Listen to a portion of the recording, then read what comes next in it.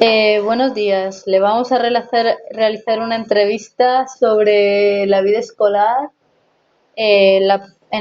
durante el franquismo. La primera pregunta sería, ¿sobre qué años vivió usted la vida escolar? Más o menos, ¿hasta qué año? ¿Hasta qué año? Hasta el año 79 aproximadamente, que terminó los estudios de bachiller. Y no, su educación, ¿cómo fue? ¿Cómo fue? Pues una educación de acorde a la época en la que se vivía. Toda la EGB se la viví durante la época del franquismo en un colegio semi-privado, y ya en el bachiller ya empecé con la muerte de Franco en el último curso de EGB, y en la época de la transición el resto de mis estudios. ¿Sus estudios se vieron afectados por el régimen franquista en sentido religioso, censura o...? No, para nada.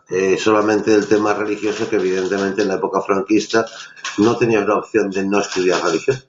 ¿Estudiabas religión? Sí o sí. ¿Tomabas la comunión? Sí o sí. Simplemente. En el resto, pues una educación normal, con una cultura general muy amplia, no como ahora, por cierto, una cultura general muy amplia. Vale. ¿Y usted vivió algo de la vida estudiantil de la universidad o...? Evidentemente no. Evidentemente no, porque si en el año 79-80, con 19 años, terminé de estudiar el bachiller, pues estaba en el EGB, no había ido a la universidad en aquella época. Eh, ¿Y usted cómo vivió el golpe de estado de Tejero, del comandante Golpe de Estado. El Tejero? golpe de Estado, estaba yo estudiando en el Instituto Jorge Juan de Alicante, estaba estudiando tercero de BUP nocturno, por cierto, y bueno, pues nos cogió a todos allí, nos cogió a todos en el instituto, nos llegaron las noticias. Era una época de mucha rebeldía y mucho tal, y me cogí allí, y la vivencia es, sobre todo a nivel de profesorado, y a nivel de compañeros, no a nivel de profesorado, que dependiendo de la ideología de cada profesorado, de cada profesor, pues mostró unas actitudes u otras.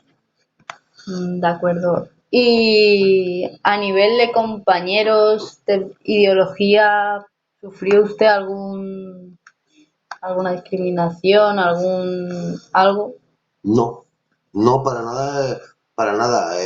Pero también la verdad es que el instituto donde estudié era bastante democrático, tenía la calificación de rojo, instituto rojo, por decirlo de alguna forma.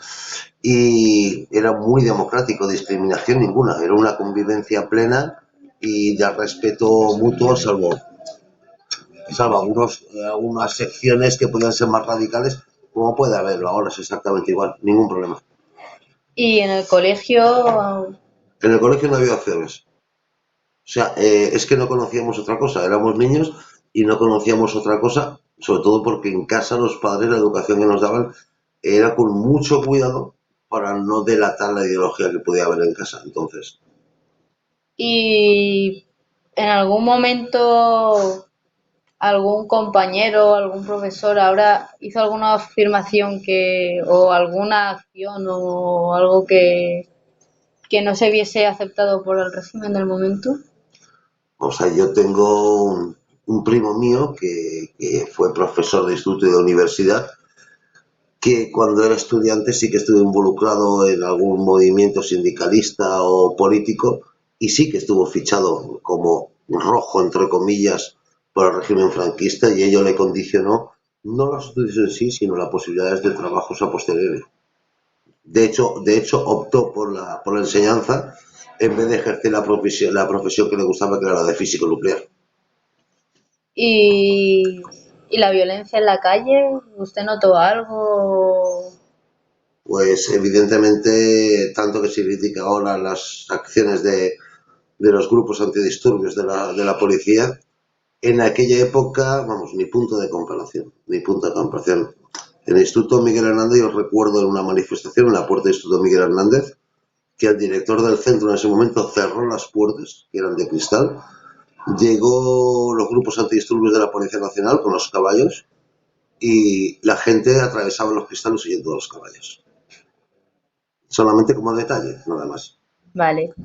Muchas gracias por su tiempo y gracias por haber dejado que le hagamos una entrevista. Y eso, en fin. Pues de nada, espero que le haya servido de algo.